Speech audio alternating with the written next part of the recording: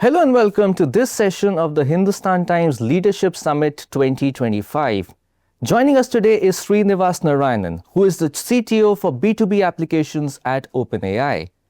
We all get excited about artificial intelligence these days, but little may you know, Srinivas created his first AI program way back in 1994. That first twist was an AI chess program. Here and now, he leads all the engineering efforts across OpenAI's products. That's not easy considering the scale at which OpenAI operates. The ChatGPT application, for instance, has more than 700 million active users and counting. Previously, Srinivas has worked at Meta and led large teams there as well. So clearly, scale doesn't bother him at all. Thank you so much, Srinivas, for joining us today. Yeah, great to be here. And first, I want to say a big hi to your audience. Hi, everyone. Unfortunately, I'm not there in person, but hopefully this is a fun conversation over the next 30 minutes or so. I'm looking forward to it. Thank you, Srinivas. Let me jump in with the first question, and it's more about engineering at scale. We've already established the millions of users that ChatGPT, for example, serves. The context is wildly different. The devices that people use this on are very, very different too. From an engineering standpoint, how difficult is it to get everything to work perfectly and to build at this level of scale? And I mean, does it really complicate things when models get even more capable? Yeah, absolutely. I mean, as you said, ChatGPT has over 800 million users who use our product every week. And to build that for a global audience has a really interesting set of challenges. We think of it in a few different layers. There is the intelligence layer, and how do we scale intelligence to the vast user base? We think about it from an infrastructure perspective, and we also think about it from a product perspective. Let me cover what I mean by each of these a little bit, right? So from an intelligence perspective, you want the models to be useful for all audiences all over the world. And as you well know, people speak lots of different languages. There is cultural sensitivities. And so one of the really interesting things that we have to think about is how do we make our models great in the languages people speak? How do we make it great for the use cases that they care about, understand local culture, local context, etc. And in that regard, I actually want to talk about one recent work that we did called InQA, which is a data set that is very customized towards Indian context and Indian culture. And that's something that we developed with a research team to make our models better at that. So that's one aspect of scaling that's hard. Infrastructure, obviously, right? So serving users all over the world, how do you make it fast? How do you make it reliable? And one interesting challenge with AI is that as the models get smarter, we want to leverage the models for longer periods of time. The models think for longer periods of time. They're able to answer more complex questions. But as that complexity increases, you also need the infrastructure to run the models for longer periods of time. People still want fast responses independent of the complexity. So there's really the complexity grows, not just we are serving more users, but we're also serving more intelligence. And how do you make it cost effective? How do you make it fast, et cetera? That's another interesting challenge. And the third, there is also a product challenge, which is when you have very general purpose models, they can do lots of different things. And in fact, we see ChatGPT being used for so many different use cases, from education to tutoring to financial help to coaching to creativity, et cetera. And one of the challenges is how do you even teach people what all the different things that it can do? And a lot of people don't realize the vast enormity of things that ChatGPT can do for you, right? And AI can do for you more broadly.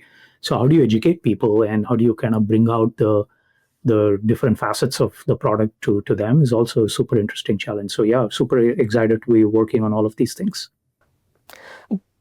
As these capabilities accelerate, how important would guardrails be as they evolve too, and how do you engineer these without them becoming bottlenecks at some stage? So yeah, we think about safety at every step of the game. And that is really important because you have to kind of bake safety into the culture, into the model building process and the product development process. And if you think about it from a model building, it goes from what are the right data sets that you curate to how do you post-train the model to be thoughtful about how do you align this with human values. We also published really important research around preparedness framework, which is how do you evaluate frontier models on different dimensions of safety, right from whether they have different types of risks like chemical weaponry and biological weaponry risk to model autonomy to, there's lots of different aspects of risk that we care about. And so how do we create guardrails around this? How do you create evaluations around this? And so all of our model launches go through this process, and we have a very high bar for evaluating these models around these capabilities for what can be risky when we launch them. Then there is also when we deploy models, how do we monitor them for what happens in the real world? And so that, we can take action when we see models that might not be complying with the rules. Right? So that is also really interesting and important. So it goes all the way, like I said, from the model building process to the deployment process, and how do we monitor it at scale. Srinivas, OpenAI is constantly in the news, be it some product launch, be it some infrastructure announcement, be it even the IPO speculation that keeps happening. As someone who's building product, how do you isolate the engineering focus from all the market theatrics? It must not be easy, I'm sure. I think what I would say is, one, it shows that people really care about what we are building. So that's a huge amount of privilege and responsibility on us to make sure that the products we are building are having the kind of impact that we want in the real world. Our mission is to ensure AGI benefits all of humanity. And, we take it very seriously. All this attention shows that there is a lot of care and interest in what we are building, and that's a good thing. At the same time, I think we also have teams that are really heads down and focused on building what really matters, right? So we focus on making sure that we are putting our energy behind building the products, advancing our mission, and actually doing things that are advancing the product roadmap and delivering positive impact for all of our users, whether it's our ChatGPT users, whether it's our developers, whether it's companies that are using our products. And that is really important. And that's really what drives us at the end of the day, is just continuing to make progress towards our mission. And so while, all the attention is interesting, we're also heads down. But another data point I would add is that some of our best moments happen when we have launches that are really moving the needle for the world. So to give you an example, we launched ImageGen back in, I think, March or April this year. And it was such an interesting moment that, the entire world took notice, right? And there were so many people who were creating really interesting artifacts. They were creating, Ghibli-style images. The Prime Minister posted something. Sachin Tendulkar posted something. I don't know if you saw all that. And those are also really inspiring moments for us, where it shows the impact that we are having on the world, and it shows the care that people have for our products. So all in all, we are blessed to be in this position, and we're blessed to be building products that are really reaching people at scale. Srinivas, ChatGPT Atlas has been around for a while now. What's the North Star with this particular product, and how do you see AI browsers evolving in what I would say we are already in a post-traditional search world? Yeah, absolutely. I think with AI, you have this massive opportunity to reimagine how people consume information. And that's what we are seeing playing out, right? Which is, people don't want to just enter search keywords and go click around, different links and consume all this stuff. AI is capable of synthesizing and summarizing information in a much more natural way. And what that means is that we have opportunities to build completely new products that can help people get information much more effectively in the future. So search was obviously one product that we launched, but browsers are places where we spend a lot of time consuming information on the web. And what we believe is that there is a new way in which AI can help us with that, doing that a lot more effectively. So for example, if you're going to any website, you can get contextual assistance, right? You can ask questions right there without having to copy context into ChatGPT and ask questions. You can just literally have a conversation on a sidebar while you're browsing a certain website. You can also have AI do more automated agentic actions on your behalf. Like if you want to fill a form, you don't have to go and fill out things repeatedly, and AI can do that for you, and it can operate on your behalf much more naturally. And even thinking more broadly, imagine having a personal assistant that actually deeply builds context about what you care about, what you're interested in, and that can help you proactively over time, right? Which has, it's not just about you going to a website and consuming information. If you actually understand underlying goals, a browser can be more proactive about providing that back to you, right? And so that's sort of, we see this big broader opportunity to reimagine how we consume information, to reimagine how people get effective assistance through AI. And that's one of the, Atlas is our product towards doing that. And I think you're going to see us invest a lot more and do some more really interesting work in this field. Switching focus to India for a moment, ChatGPT Go is free in the country, and the Learning Accelerator already has a lot of academic participation. What's OpenAI's larger India plan in the years to come? And do you see education as the beachhead for adoption here? Absolutely.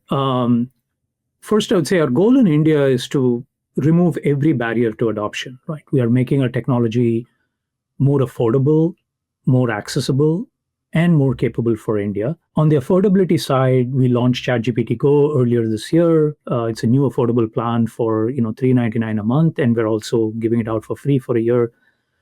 Accessibility, which is we are expanding local payment options. We are integrating with NPCI and Razorpay to allow people to make UPI payments for purchases directly within ChatGPT.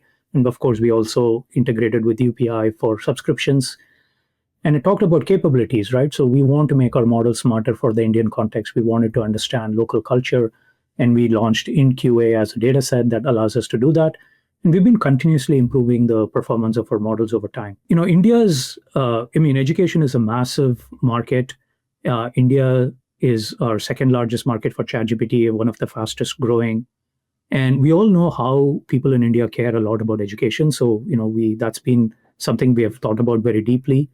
And with that, we also announced plans which are focused on study mode is a great example, right? And so that's a place where, instead of just saying that people can come to ChatGPT to get education advice, it's a mode that is very specifically tailored for education, right? So it doesn't just give you the answers, it guides you along the way.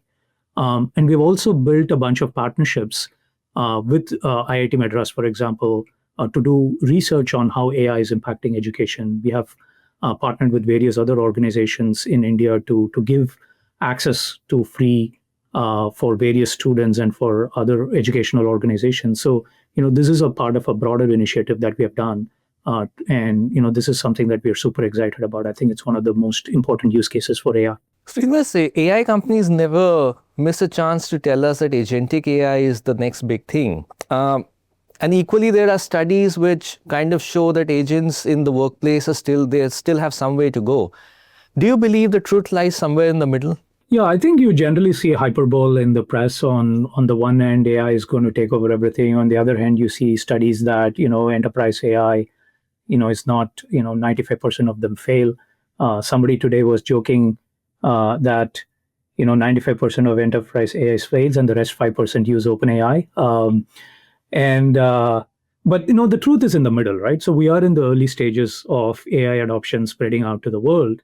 And for enterprises, there are actually interesting challenges about how do you make AI understand the organizational context? How do you make it learn the different tools and applications that companies use? And we're going to build that, and we're going to build the agent platform, and we're going to build a set of connectors that makes it easy for companies to adopt AI.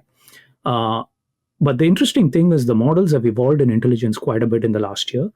And I think there is an amazing opportunity to put that to use in various companies. And you're already seeing some of these, like Codex is a great example. The entire field of software engineering has completely changed in the last 6 months, I would say, right? And we have every engineer within OpenAI is using Codex as an example. And they're so much more productive than before. So that's one early example of how you're seeing leading intelligence models and agentic AI playing out in the real world. And I would say Codex is just the tip of the iceberg. It's one example, but you're going to see that happen in every other field and in every other function. And that I think will happen quite a bit in the next year. With AI models becoming so capable, like you mentioned over the last year itself, do you think the benchmarks that we're using now need a rework? And from that engineering standpoint, how do you create the evaluations to ensure there's real world context and there's that human element that AI companies look for in models? Yeah, I think benchmarks are useful and they're often a guide for advances in model capabilities. And there are a bunch of benchmarks we use for when we build new models and research them and we publish a model, right? But that's not the be all and end all. I think it's a useful indicator and it's a useful guide. But what is really important is also learning and understanding how our models perform in the real world. And we've been starting to do more work in that area as well. So we have, evaluations that are representative of economically useful tasks. Like, so GDP eval is one thing that we started publishing earlier this year.